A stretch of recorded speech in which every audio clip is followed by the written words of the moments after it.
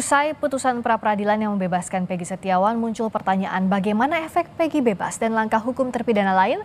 Kita langsung saja berbincang dengan Sugianti, kuasa hukum Peggy Setiawan. Sudah bergabung juga Peggy Setiawan di layar Sapa Indonesia Malam Kompas TV. Juga ada Otto Hasibuan, kuasa hukum terpidana kasus Vina, dan Irjen Purnawirawan Anton Carlian, mantan Kapolda Jawa Barat. Selamat malam.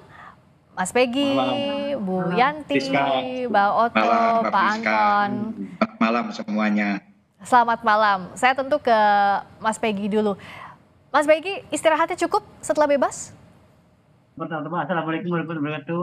Untuk istirahat sejauh ini masih belum sih, masih kurang. Masih belum istirahat ya. Tapi sudah pulang ke Cirebon kan ya? Bagaimana apa yang ada di pikirannya Mas Peggy saat melihat kembali rumah yang tidak ditemui selama 49 hari ini? Alhamdulillah itu terasa seperti mimpi. Saya sangat bahagia, sangat tidak bisa digambarkan kata. Pokoknya saya seperti mimpi aja. Pokoknya sangat luar biasa bangga. Tampaknya Terharu. Ya, Mas Peggy tampaknya masih terharu ya. Ya terharu banget. Alhamdulillah. Bagaimana Mas Peggy melihat perjuangan tim kuasa hukum dan juga Mas Peggy sampai ada di titik ini? Sangat luar biasa. Saya sangat mengapresiasi dari pihak PH saya itu sangat berjuang mati-matian. Siang malam mereka berjuang luar biasa. Saya sangat bangga memiliki mereka semua. Bangga sekali. Saya melihat Mas Peggy saat ini terharu. Saya teringat momen pada saat awal konferensi pers. Di saat itu masih teringat wajah Mas Peggy mengatakan bahwa memberikan kode bukan Mas Peggy pelakunya pada saat itu, begitu ya Mas Peggy. Apa yang membuat Peggy saat itu bisa berani?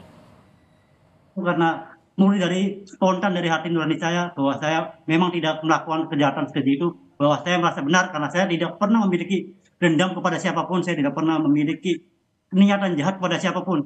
Ya itu prinsip saya. Karena saya juga tidak mau membohongi semua rakyat. Kalau saya diam berarti itu saya membohongi masyarakat seluruh Indonesia dan saya menghancurkan harkat martabat keluarga saya. Dan Mas Peggy yakin betul bahwa Mas Peggy tidak terlibat apapun dalam kasus ini? Sangat yakin, karena itu adalah pengalaman hidup saya ngalami, saya yang tahu semuanya, jadi saya yakin pada diri saya sendiri bahwa saya tidak pernah melakukan itu, tidak pernah terlibat. Mas Peggy tolong diceritakan waktu awal saat bebas itu kan Mas Peggy bercerita waktu awal ditangkap itu sempat ada pemukulan. Tapi juga tadi di petang tadi Mas Peggy bilang bahwa kalau dari tahanan polisi di tahanan itu semakin lama memberikan perlakuan yang baik. Nah, bagaimana perbedaan perlakuan yang dirasakan selama 49 hari ini, Mas Peggy? Waktu yang pertama itu ya saya udah melupakan itu karena itu wajar lah, biasa. Saya udah mengikhlaskan itu karena ya semacam itu kan mungkin ada kewajaran. Jadi setelah itu kan di Tahti itu terutama saya sangat luar biasa. Sama sekali di dalam di Tahti itu tidak ada pemukulan, tidak ada kekerasan. Mereka menyambut saya dengan baik. Mereka juga mengapa membiarkan saya pulang juga dengan baik, terus salah perpisahan dengan baik. Alhamdulillah mereka di dalam sana semua baik, perlakuan penjaga itu sangat baik sekali, selama pada pawas-pawas dan para tim-tim lain sangat baik, dan rekan-rekan yang ada di dalam itu sangat luar biasa. Selalu memotivasi saya, selalu membuat saya menjadi lebih percaya bahwa pertolongan Allah itu bisa ada. Jadi mohon maaf waktu Mas Peggy cerita bahwa ada sempat dipukul di bagian mata atau sempat dibekap dengan plastik, itu akan bersama dengan kuasa hukum, akankah itu dilaporkan kembali perbuatan tidak menyenangkan itu atau seperti apa? Pertama, saya sudah mengikhlaskan karena itu adalah pertama awal saya masuk di pihak penyidikan. Jadi saya mengikhlaskan itu karena itu hanya sedikit. Jadi saya udah nggak apa-apa, mungkin itu wajar lah. Jadi saya sama pihak kuasa hukum udah mengikhlaskan, nggak apa-apa. Sudah mengikhlaskan itu yang terjadi di awal ya pada saat penangkapan. Mas Peggy, apa sih yang membuat selama 49 hari ini dari awal ditangkap, ditetapkan tersangka, sampai menjalani tahanan dan saat ini bebas, kekuatannya datang dari mana Mas Peggy? Sehingga bisa tabah di tahanan. Alhamdulillah kekuatan utama itu dari pihak keluarga, dari pihak tim pengacara, dari pihak seluruh elemen masyarakat Indonesia yang sudah mendukung luar biasa, para netizen, para kru wartawan, para media, dan terutama Allah Subhanahu Wa Taala itu selalu membuat motivasi saya semakin bertambah setiap hari. Nah, saya ke Bu Sugianti. Tentu ini belum berakhir setelah Peggy bebas. Karena kan yang berikutnya, apakah ganti rugi ini sudah diajukan untuk permohonannya, restitusinya, baik itu material, imaterial, dan juga permohonan rehabilitasi. Sampai di mana prosesnya, Bu Yanti?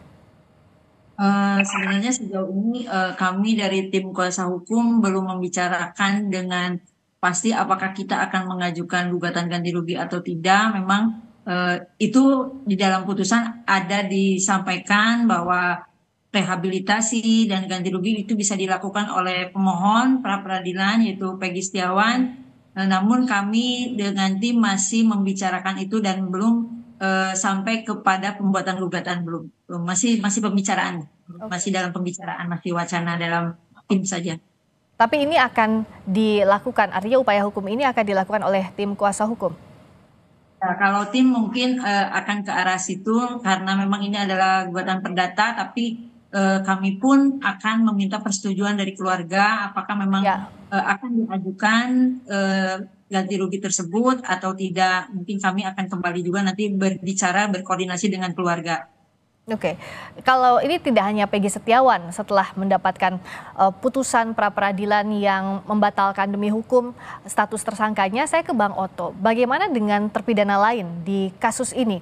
Apakah putusan pra peradilan ini dijadikan novum atau bukti baru untuk melakukan langkah hukum berikutnya, PK misalnya? Ya, saya pikir ya, pertama saya ucapkan selamat dulu nih sama Peggy ya, yang sudah bebas ya. Mudah-mudahan kamu diberkati Tuhan dan juga Santi, teman sejawat saya Santi, selamat ya karena berjuang sudah berhasil membela ya. Jadi begini, tentunya putusan pra peradilan ini memang tidak mengenai substansi ya, tetapi mengenai prosedural. Namun demikian, karena di dalam putusan itu juga ada amar putusan yang mengatakan bahwa memerintahkan pihak kepolisian itu agar tidak melanjutkan penyidikan terhadap Peggy. Ya. Nah, sehingga menjadi pertanyaan kita adalah sebenarnya Peggy ini ada nggak sebenarnya dalam kasus ini? Kan menjadi pertanyaan kita ini sekarang. Nah, kalau nanti polisi nanti tidak jadi melanjutkan penyidikan terhadap kasusnya Peggy karena dia sudah dibatalkan tersangkanya, lantas bagaimana skenario yang ada di dalam dakwaan jaksa selama ini? Dakwaan jaksa selama ini mengatakan ada peran 11 orang melakukan pembunuhan berencana terhadap Vina. Nah, kalau 3 orang itu tidak ada terpenggal, 2 orang sudah fiktif, tambah 1 orang Peggy ini tidak jelas lagi urusannya. Lantas bagaimana terjadi suatu peristiwa pidana yang orangnya sendiri hanya 8, tapi dituduhkan ada 11 orang. Nah, ini saya kira akan baik juga akan menjadi bahan buat kami untuk mengajukan PK terhadap terpidana yang 5 orang. Walaupun sebenarnya dengan bukti-bukti yang ada pun menurut kami sudah cukup telak lah bahwa dengan adanya dua dinyatakan sebagai fiktif, maka ini sudah cukup alasan sebenarnya untuk mengatakan bahwa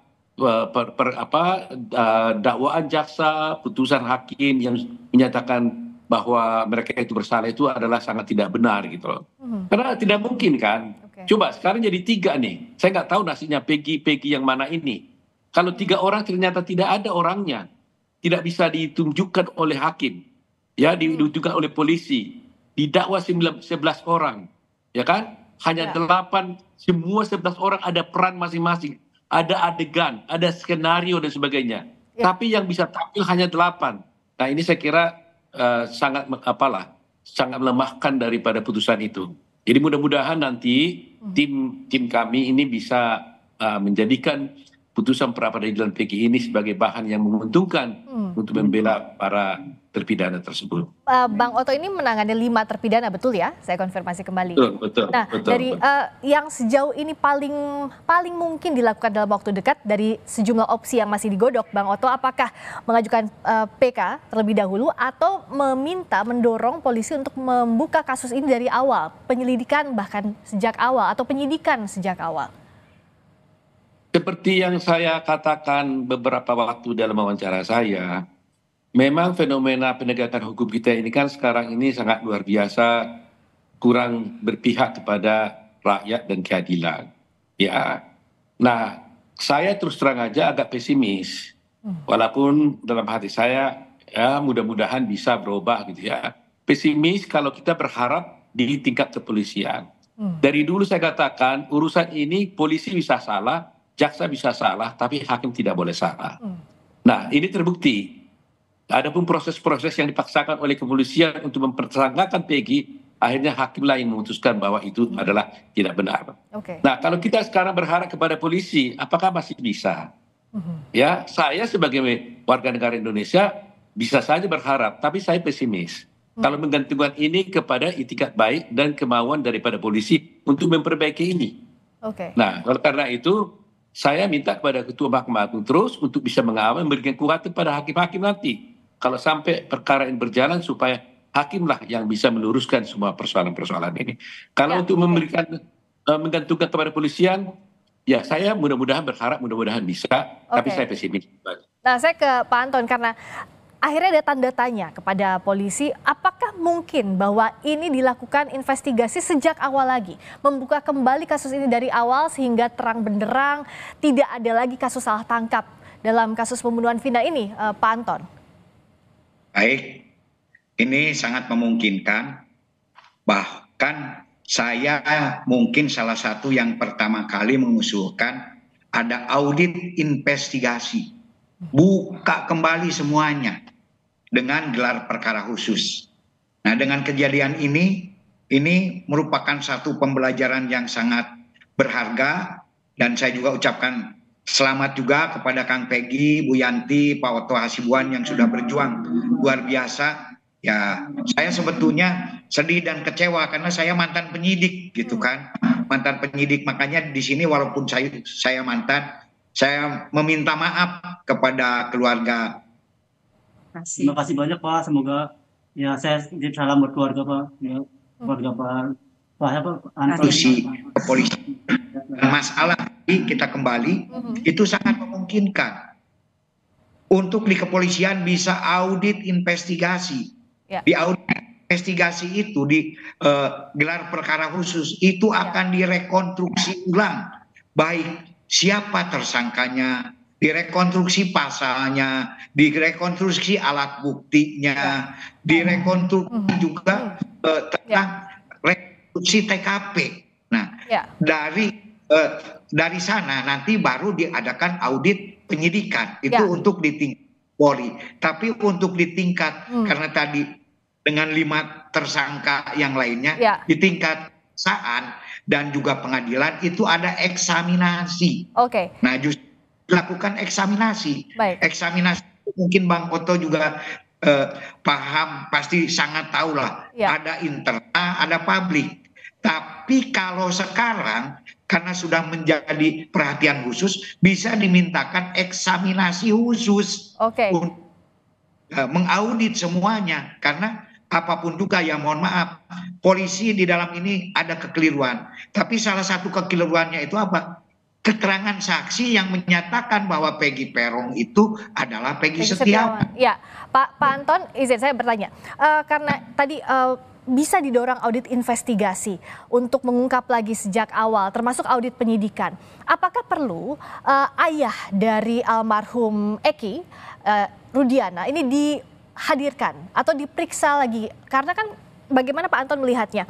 Pada saat 2016 lalu, Ibtu Rudiana pada saat itu Pak Kata Ibtu di narkoba, di Kasat Narkoba, tapi ikut menangani kasus ini di penyidikan. Apakah ada yang tidak biasa dalam hal ini, Pak Anton? Justru di audit penyidikan itu nanti penyidik-penyidik lama pun juga harus dihadirkan, termasuk pelapor. Apakah di sini ada sebuah kesalahan prosedur atau tidak? Bahkan di awal pun juga tolong propam turun. Siapa yang tidak sesuai dengan prosedur agar segera ditindaklanjuti. Nah, apakah himbauan saya dari awal itu ditindaklanjuti dengan serius atau tidak? Karena ini bahaya. Karena apabila salah tangkap, saya dulu diwanti-wanti, itu adalah pelanggaran HAM yang serius. Dan apabila ada saksi yang menyatakan misalkan yang bukan tersangka dijadikan tersangka, itu diancam 242 sumpah palsu 9 tahun ancamannya. Saya sekali mengatakan demikian. Nah, justru di sini pun juga ini ada juga kesaksian yang mungkin harus diulangi lagi. harus direkonstruksi sehingga polisi pun juga jadi tersesat. Artinya Mohon Pak maaf, Anton, Pak Anton, kasus apakah jadi ini semuanya harus diaudit ulang, termasuk kenapa saya tanyakan soal ayah Eki, karena kan terakhir Pak Anton juga tadi menyebutkan soal Propam. Propam dan Itwasum sudah memeriksa ayah dari Eki dan dikatakan bahwa tidak ada pelanggaran etik yang dilakukan. Nah, kalau dengan putusan pra peradilan ini, apakah artinya yang pemeriksaan dilakukan Propam dan Itwasum itu harus diulang kembali pula? ya saya kira harus diulang karena ini adalah keputusan hukum yang final dan kita baru dibuka mata institusi kepolisian ada kekeliruan dalam proses penyidikan ini. Harus mau tidak mau gitu kan.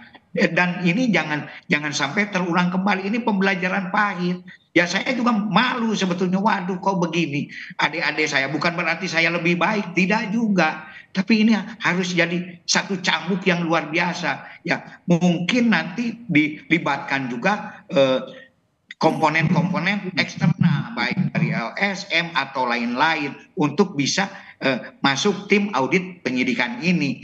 Termasuk Kompolnas dan juga memang harus dikawal dengan serius sehingga bisa mendapatkan ya apapun juga dengan adanya ini otomatis trust publik kepada kepolisian akan menurun. Saya juga sangat sedih, Bang Oto saja udah nggak percaya coba sama Polri. Saya sedih sebetulnya, tapi insya Allah dengan keseriusan semua pihak, nah sehingga kita pun juga bisa meluruskan penyidikan ini sesuai yang diharapkan. Oke, gitu. siapa yang harus memerintahkan untuk misalnya audit investigasi? Apakah Kapolri yang harus memerintahkan langsung?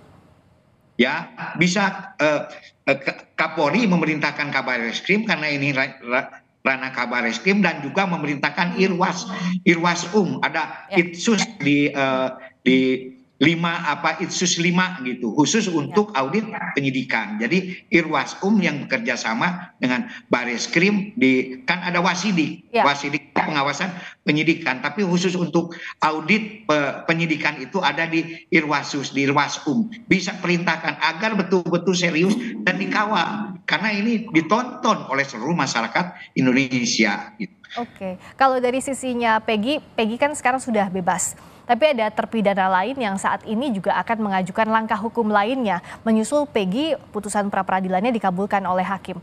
Bagaimana Peggy memberikan semangat untuk terpidana lainnya atau apa yang ingin Peggy sampaikan kepada terpidana lainnya yang juga saat ini sedang mencari keadilan dalam kasus Vina? Sama buat yang mau saya sampaikan kepada mereka semua, jika memang mereka tidak bersalah, ayo buktikan, kita bangkit, jangan pernah takut kepada siapapun. Kalau kita benar, jangan pernah takut, ayo maju terus, meskipun taruhan nyawa sekalipun. Jangan pernah gentar, siapapun lawan kamu, ayo kita bangkit. Ungkapkan yang kebenaran, dan supaya yang benar tetap benar, yang salah tetap salah. Biarkan tegakkan keadilan. Allahu Akbar. Jadi berani untuk membuktikan, kalaupun tidak salah, yakin tidak salah, ayo sama-sama buktikan. Kalau dari Bu Sugianti, informasi juga kan akan memidanakan Aep dan Sudirman, akan melaporkan soal keterangan palsu. Ini sudah dilaporkan atau kapan akan dilaporkannya? Mungkin nanti nunggu Peggy istirahat dulu untuk 2 atau 1 minggu ke depan kita akan berbicara lagi dengan tim kuasa hukum yang lain. Apakah laporan akan dilaksanakan pada minggu depan atau kita langkahnya seperti apa? Mungkin nanti kita akan bicara lagi dengan tim. Saya berharap bahwa kepada 5 terpidana itu kalau memang mereka tidak bersalah, tolong tadi Pak Anton juga udah bicara dilakukan kembali pemeriksaan karena memang ini ada pelapornya, maka harus dilakukan pemanggilan terlebih dahulu seperti yang kemarin ahli katakan. Kalau ada pelapor harus dilakukan pemanggilan terlebih dahulu kecuali memang tertangkap tangan seperti itu. Bang Oto juga yang membantu terpidana lainnya untuk mencari keadilan dalam kasus ini, di mana bisa memulai untuk mencari keadilan? Karena kan ada banyak spektrum yang sekarang harus dijalani. Satu, keadilan dari sisi korban. Korban tentu ingin tahu siapa yang sebenarnya membunuh Vina dan Eki. Tapi dari terpidana yang merasa bahwa dirinya tidak terlibat juga kan butuh untuk mencari keadilan. Bagaimana Bang Oto melihat ini? Jadi gini ya, tadi seperti yang dijelaskan Pak Anton, kan ada upaya usulan-usulan tadi agar polisi ini melakukan suatu eksaminasi dan sebagainya. Tapi bagi klien kami terpidana yang lain, ingat mereka itu hukumannya seumur hidup loh. Ya, nggak main-main gitu ya. Jadi ada 2 fase yang harus kita pikirkan atau 2 hal. Pertama, apapun yang dilakukan polisi untuk memperbaiki dirinya tidak mengubah hukuman terhadap terpidana ini. Mau dihukum, mau disaksi apapun para penyidik ini nggak ada dampaknya kepada terpidana. Terpidana tetap terpidana dan itu dihukum seumur hidup. Ya. Itu akibatnya. Nah, oleh karena itu bagi kami adalah pertama tentunya, walaupun saya katakan pesimis, tapi saya tetap berharap agar polisi nggak usah ditekan-tekan, nggak usah diomongin, berinisiatiflah memperbaiki penyidikan ini dengan baik, ya kan? Nah, itu satu. Kedua, saya berharap nanti apabila kami sudah membuat PK, itulah harapan satu-satunya buat terpidana ini agar bisa dia bebas. Sebab tanpa adanya PK, nggak bisa dia dibebaskan, kecuali umpamanya oleh presiden, ya. Tapi itu pun juga mungkin kalau dengan gerasi kan harus ada pengakuan, ya kan? Itu persoalannya. Jadi harapan kita adalah paralel.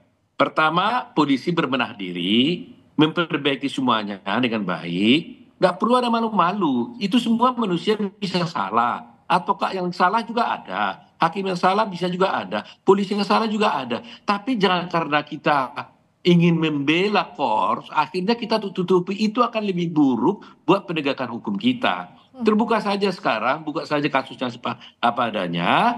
Masyarakat juga orang-orang baik kok. Alasan pemaaf kok kita ini. Kita tidak bermaksud atau tidak ingin orang itu dihukum, tidak. Tidak perlu penyidik ini dipenjarain, nggak perlu. Yang penting hukumnya diperbaiki, ya kan? Itu yang paling utama gitu loh. Nah, yang kedua, nanti Mahkamah Agung sebagai benteng terakhir, ya, Mahkamah Agung benteng terakhir, diharapkan apabila kami mengajukan PK, tolonglah diperhatikan semua fakta-fakta hukum ini. Kasihan mereka kalau sampai dia tidak berbuat, dihukum seumur hidup, itu bagaimana? Ingat bagaimana itu kalau keluarga kita. Ya, kita tentu ingat ada gium bahwa lebih baik melepaskan 1.000 orang bersalah daripada menahan 1 orang tidak bersalah. Betul, Friska, betul. Itu harus dipegang teguh, termasuk juga irah-irah bagaimana menegakkan keadilan berdasarkan ketuhanan yang Maha Esa. Ini tanggung jawabnya berat, sehingga kita berharap penegak hukum bisa betul-betul menegakkan kasus ini atau mencari konstruksi kasus ini adil-adilnya, tidak merugikan pihak manapun. Untuk Peggy, semoga dapat istirahat yang cukup. Setelah ini, selamat beristirahat kembali di rumah, berkumpul dengan ibu tercinta, dengan keluarga. Terima kasih banyak atas waktunya. Bang Oto Hasibuan, terima kasih. Bu Sugianti, terima kasih. Juga Pak Anton Carlyan, terima kasih. Selamat malam. Selamat malam.